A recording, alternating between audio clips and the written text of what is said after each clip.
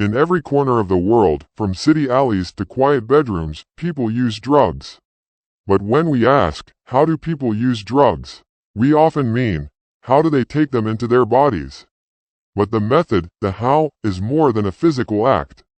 It's a mirror of pain, of need, of history, of choice. In this episode, we'll explore the main roots of drug administration, the science, the risks, the intensity of effects, and the lived experiences behind each. No preaching, no glamorizing, just truth. Let's begin. Part 1. The main methods of drug use. There are 6 common routes of administration. 1. Inhalation, smoking or vaporizing. Examples: cannabis, methamphetamine, heroin, crack cocaine. How it works. Smoke or vapor is inhaled through the lungs and enters the bloodstream via alveoli. Speed of effect. Very fast, within seconds.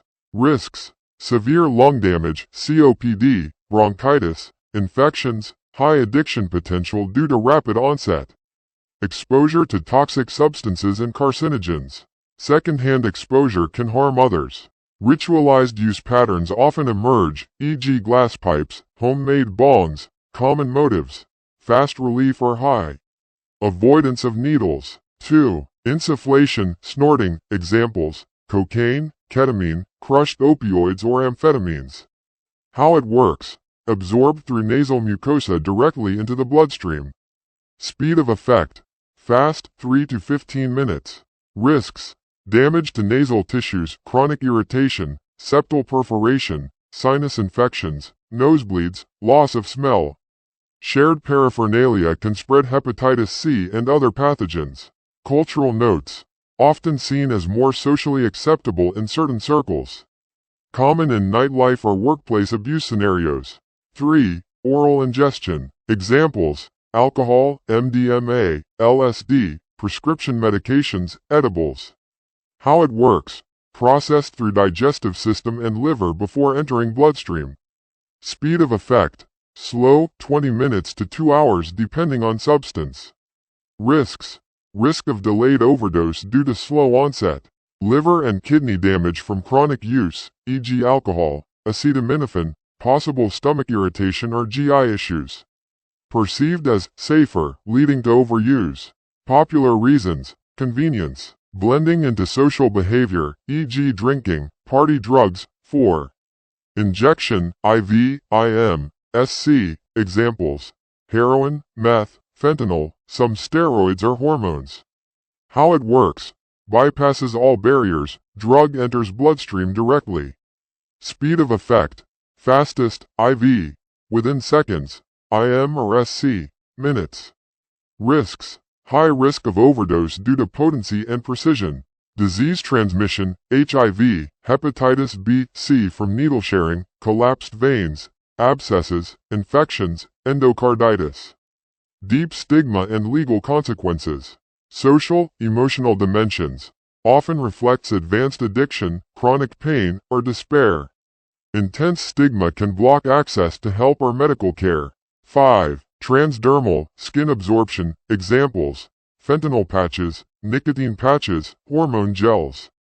How it works. Absorbed slowly into bloodstream via skin. Speed of effect. Slow, hours to days. Risks: accidental poisoning of others via contact.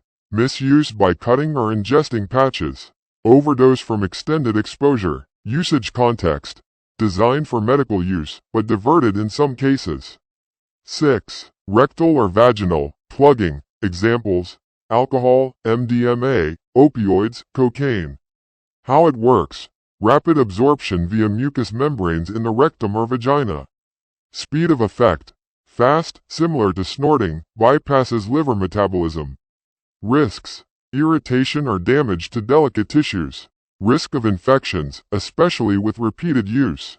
Rarely discussed due to high stigma. Why people use this method. Avoids nausea, vomiting. Stronger effects from smaller doses. Discreet, no need for smoking or needles. Part 2. Potency, onset, and the mind-body link. Each method doesn't just alter how quickly a substance works. It shapes the kind of high or relief a person feels. Fast onset equals stronger reinforcement. The faster the brain gets a reward, the more addictive the behavior. Injection and inhalation are the fastest, and thus carry the highest addiction potential. Oral and transdermal tend to build slower dependency but are still dangerous, especially with chronic use.